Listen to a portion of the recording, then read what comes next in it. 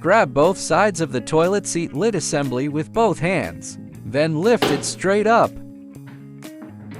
Once it's lifted up, slide it slightly forward. Then locate this cleaning hose.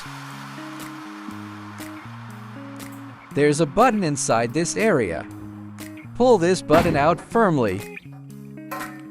On the other side is the inlet hose.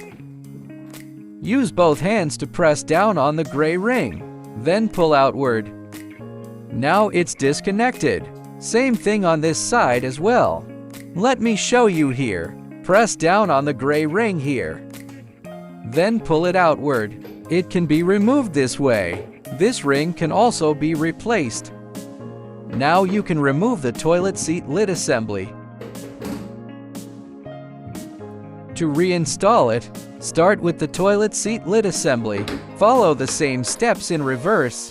First, reinstall the button, then reconnect the inlet hose. Now let's connect the hose first. Line the hose up with the opening and push it in. After pushing it in, pull it downward slightly. If you don't pull it down, the ring won't sink into place properly. Then reinstall the button on the other side. There's a slot for the button here. The slot is located right here. Now take the button and insert it into the slot. After installation, press the side button once to make sure it springs back normally.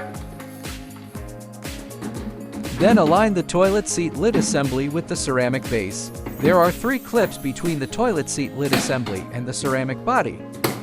Once the clips snap in, the toilet seat lid assembly is secured properly.